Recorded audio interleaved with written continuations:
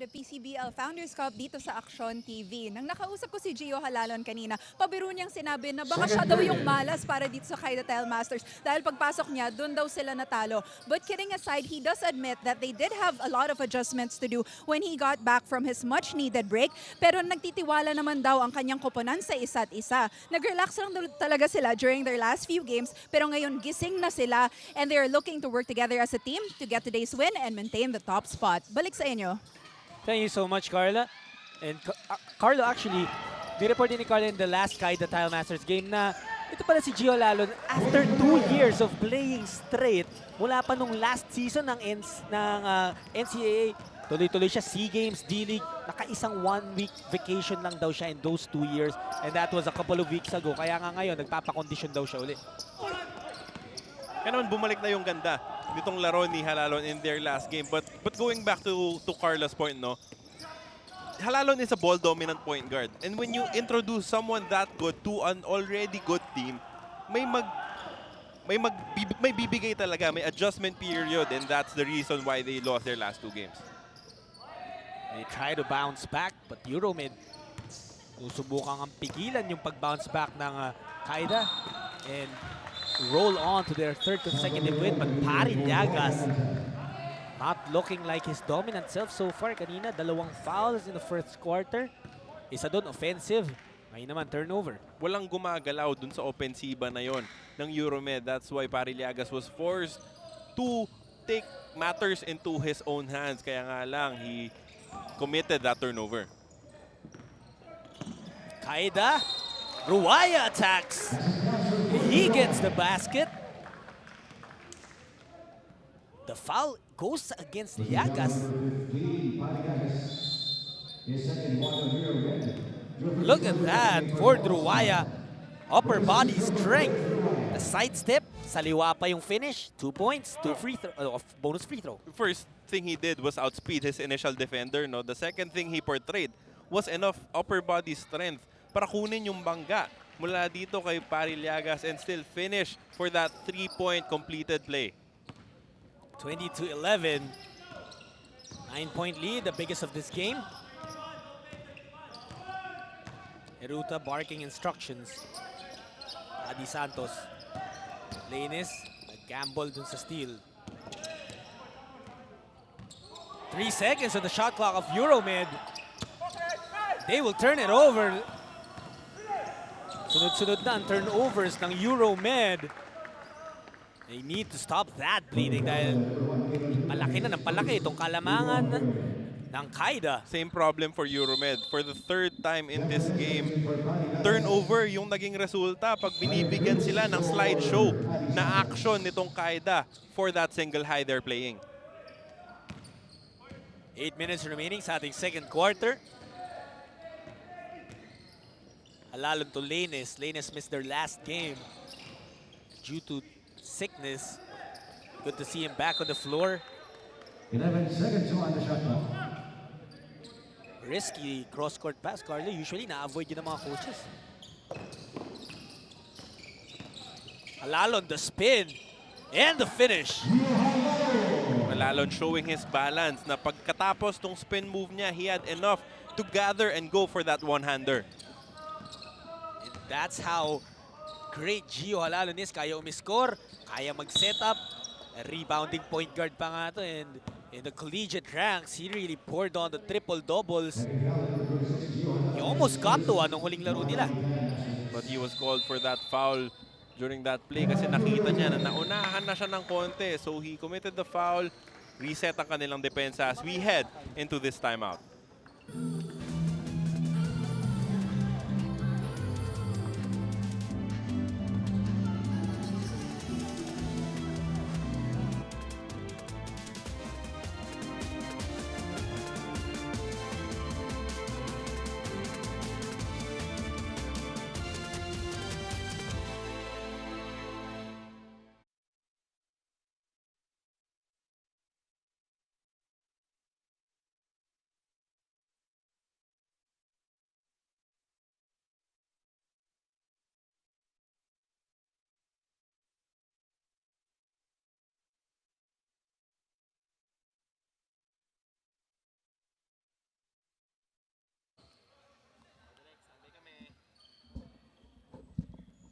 11-point lead para sa Caida Tile Masters.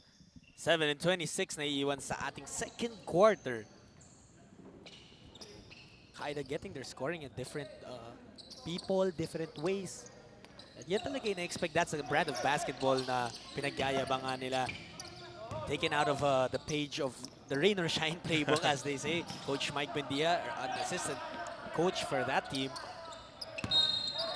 Jam Cortez puts the ball down. Natawagan agad ng foul si Jack Corbuz. He cannot believe it. Parang ano pa daw ba yung pwede niyang gawin against Jam Cortez? Napakalakas na player. Hindi minumuestra pa niya kung paano yung kanyang nilarong depensa doon. Pero wala ka nang magagawa eh. Natawag na. Just do better in the next play. Abundo naghahanap na may inboundan. He gets it to Cruz. De Leon. He has range. Working against Lozada. Puts it up off the board. No. Ruwaya pupulot ng rebound. Ganda ng kombinasyon ng Corpus sa Caruaya, no? Both high energy na big man para sa Caida. Ruwaya. Balik kay Halalon. 10 on the shot clock. Oh, the pass to Lozada.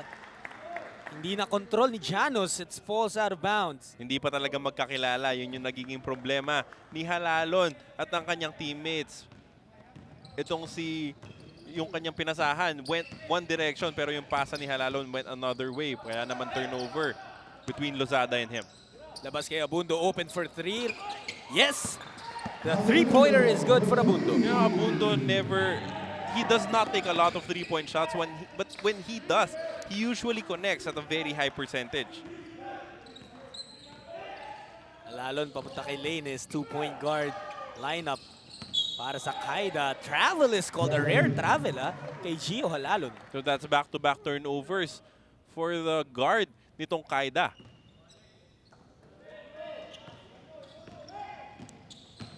Down to an 8-point lead. At kanina pa yan na nagigit-gitan si Jofer Custodio in the smaller Rex Lanes. Lanes getting built for the personal. Pero kung ikaw yung Caida, you have to adjust to how the calls are being made, no?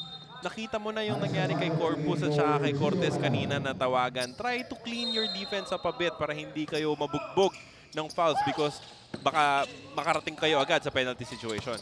Jam Cortez loses the leather momentarily and he shuffles his feet while doing so. Pangangat na siya para sa tira, no? But again, as you said, hindi niya nakuha yung tamang grip sa bola. That's why he was called for that traveling violation. Pasok na si Alex Almario. He gets the ball in the corner. Custodio and him. Ruwaya. He's found his confidence. Same looking shot as he hit earlier. Same result.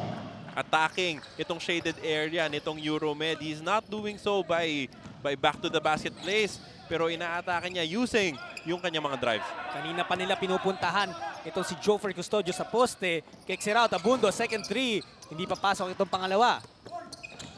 Gawa ng bola sa rebound. Recovered by Samboy De Leon. Gets fouled by Lanes up top. Well, no other choice but to foul him kasi nakapwesto na. Itong si De Leon, si Lanes just raising his hand saying na foul talaga because late yung kanilang rotation dun sa defensive play na yon. And Lanes isn't even yung tao ni Samboy. Had to give up that foul to prevent EC2. Pasok ang unang free throw ni Samboy. Well, help the helper eh. So Lanes, when nawala yung initial defender nitong si Samboy De Leon, it was his job to close the baseline. Yun nga yung hindi niya nagawa. That's why itong si De Leon is getting 2 free throws, making both. Second free throw is good. Balik na sa laro ang star ng Euromed in the last 2 games, Mar Villahermosa, giving Carl Brian Cruz a breather. Caida still on top, 24-16, and Carla has more on them. This is a test of character. Yan ang sinabi ni Coach Mike Buendia sa Caida after their 2 straight losses. It's all about bouncing back, and Coach Mike shared na very positive ang vibration na nakuha niya sa kanyang kopanan habang nag-iensayo sila, at ang ganda daw ng ipinapakita nila during practice before today's game. So far, we've been seeing that optimism translating well on the court. Balik sa inyo. Salamat, Carla. And nung huling ang talo ng Caida, umupo katabi namin si Coach Caloy Garcia, who is a sort of a consultant for the team. Sabi niya, buti na nga rin daw na ngayon sila natalo, and certainly it's a wake-up call for Caida. Euromed running, almost losing the ball. Villahermosa, umatake. The layup is good. Pito at puntos para kay Mar. That's what happens pag nire-respeto nung kabilang kupunan, yung iyong shooting. Lumuluwag, yung kanilang, dumidikit. Actually, yung kanilang depensa sa'yo, that's why nabigyan itong si Villahermosa ng pagkakataon para atakihin yung shaded area with that layup. Kita mo, napakalapit ng depensa ni Lanes, kaya naman nabigyan ng lane to the cup itong si Villahermosa for this 3-point play. 8 points already para kay Mar Villahermosa. He had back-to-back 20-point games nung huli nilang dalawang laro. Alex Almario umatake, the sidestep, creating space, creating 2 points. Itong Euromed was unsure kung anong depensa yung kanilang lalaruin dun sa pagkakataon na yon, and then they settled with a 2-3, but when they decided to do it, it was too late. Kaya naman 2 points ang na-score ng Caida. Joffrey Custodio, the shooter, makes the 3.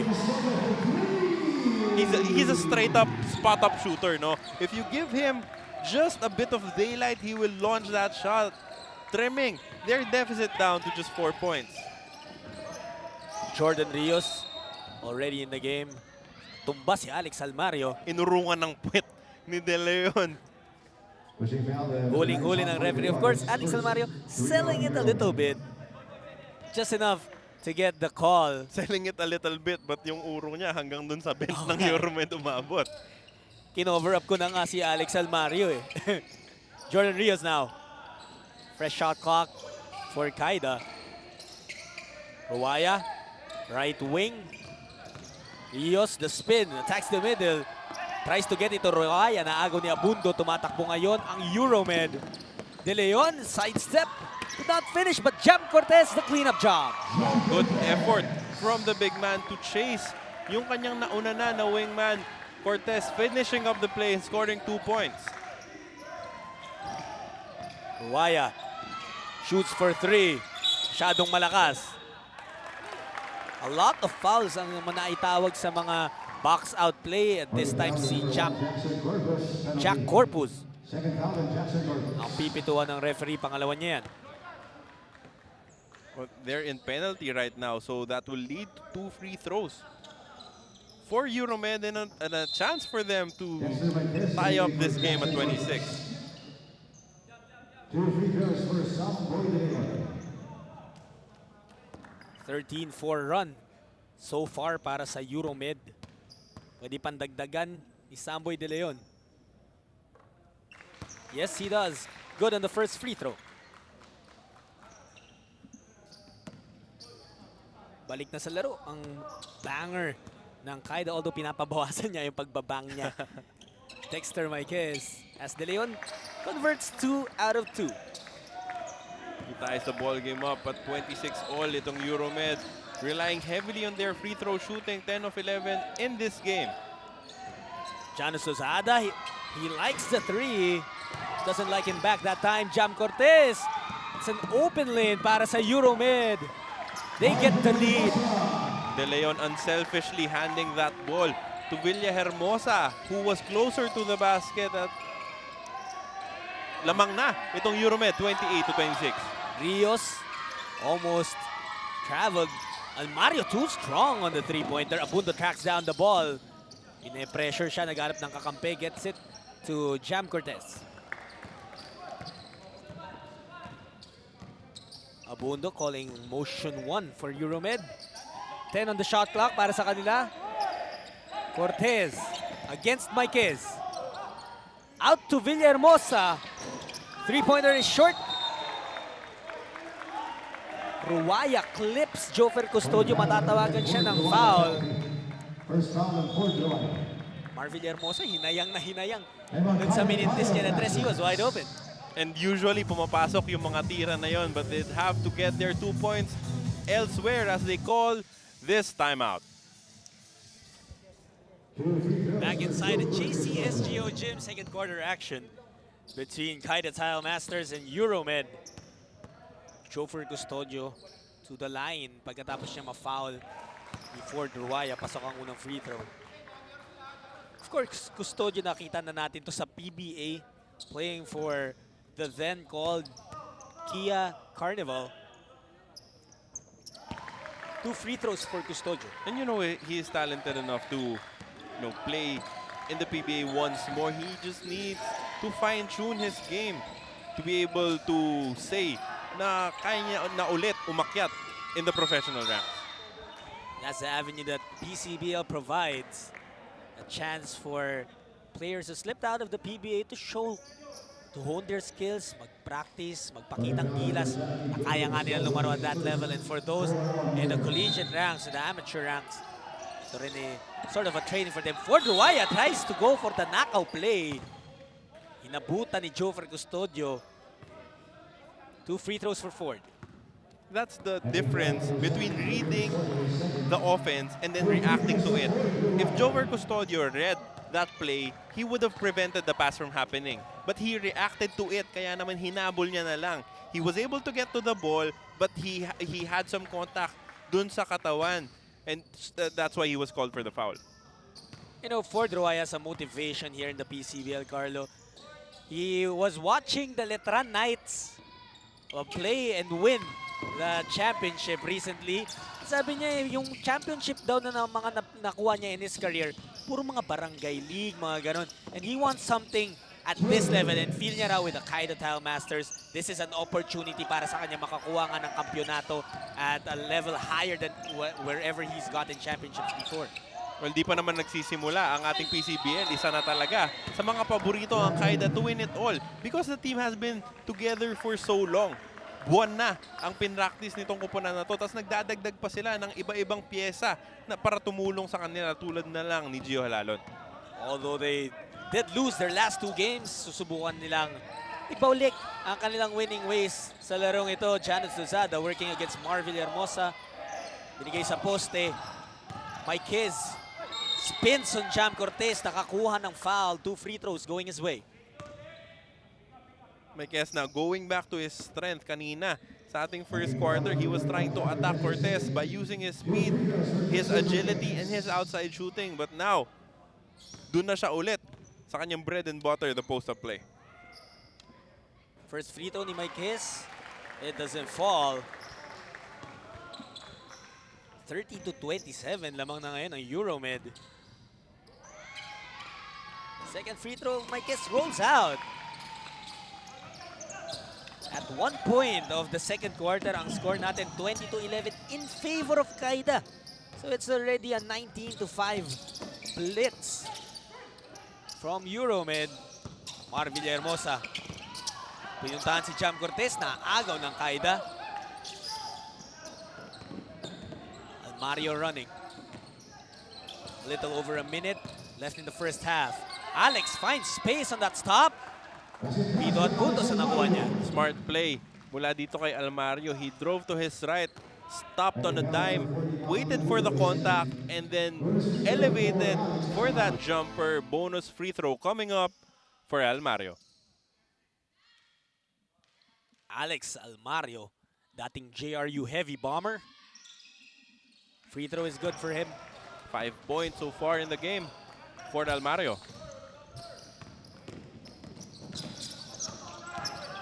Idipensa siya ngayon kay Abundo. He's been steady for Euromed. Villahermosa trying to add more to his 8 points. De Leon puts the ball down. Naagawan ni Almario. And Alex with a pristine pass to the hoop scores on the layup. There's no way for you to catch up with a player like Almario as itong Caida get another steal. But naaga ulit ni Abundo ng kalituhan.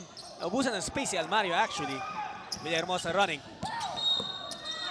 Will he finish? Will that count? No, referee rules it. Sa baba daw ang foul. It goes against Jordan Rios. And Villahermosa will have to earn his 2 points from the line. With that surge ni Almario, sunod-sunod na baskets, naagaw niya na ulit ang kalamangan for his team. 32-30, Marvil Hermosa looking to tie it. The first free throw is good. Balikan ng mga run pinapakita sa atin ng Euromed at Caida in the first half of this game. Villahermosa's second free throw is too strong. And a double lane violation is called. Ball possession will go to Euromed. Villahermosa now has 11 points in the game again. Isa pa yan, Carlo, doon sa mga rules na ine-emphasize ng FIBA ngayon. Yung double lane violation, basta may pumasok sa inyo, regardless of sino na una, basta may dalawang pumasok, that's immediately a violation on both ends. Less than a shot clock to work with for Euromed. They trail by 1. Villahermosa sizing up Rios. He makes his move, the crossover. Dumps it to Custodio, corner 3. Doesn't go. And Almario will get called for a foul with only 3.4 seconds na naiiwan sa ating first half. At dahil penalty na sila, Abundo will shoot 2 free throws.